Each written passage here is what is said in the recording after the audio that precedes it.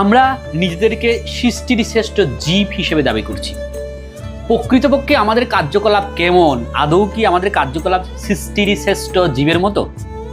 পশু প্রকৃতির উপর নির্ভরশীল, তারা কোনো বই পড়তে পারে না। শ্রীমদ্ ভগবদ্গীতা, শ্রীমদ্ ভাগবতম তাদের অধ্যয়ন করার যোগ্যতা নেই, তাদের সেই মস্তিষ্ক, সেই জ্ঞান ভগবান প্রদান করেননি। পশু প্রকৃতির উপর নির্ভরশীল, কিন্তু মানুষকে সৃষ্টি করার সময় সেই আইকিউ, সেই জ্ঞান ভগবান দিয়ে রেখেছেন। তা দেওয়ার সত্ত্বেও আমরা যে ধর্মীয় গ্রন্থ, ধর্মীয় অনুশাসন, সেটি তো পড়িও না, সেটি মানিও না, নিজের জীবনে প্রয়োগও করি না, তা মানতে আমরা ইচ্ছুকও নই, সমাজে কারো কাছে প্রচার করতেও আমরা ইচ্ছুক নই।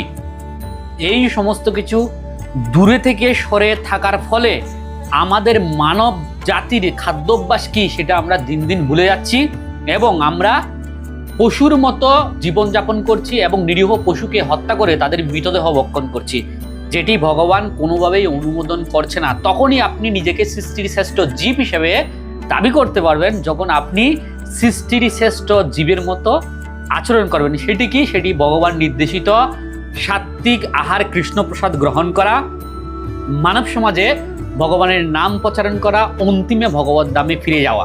এই পৃথিবীতে খাওয়ার জন্য ভগবান আমাদের জন্য অনেক অনেক কিছু সাজিয়ে রেখেছেন, যেটি ভগবান নির্দেশিত এবং অনুমোদিত।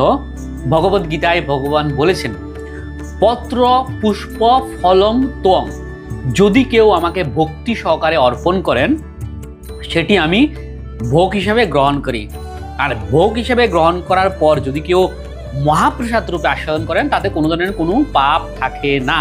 পৃথিবীতে পর্যাপ্ত সংখ্যক চাল, ডাল, গম, আটা, ময়দা ইত্যাদি খাদ্যশস্য থাকার পরও নিরীহ পশুকে হত্যা করে তাদের মৃতদেহ ভক্ষণ করার সময় কতই না আনন্দ উল্লাস আমাদের।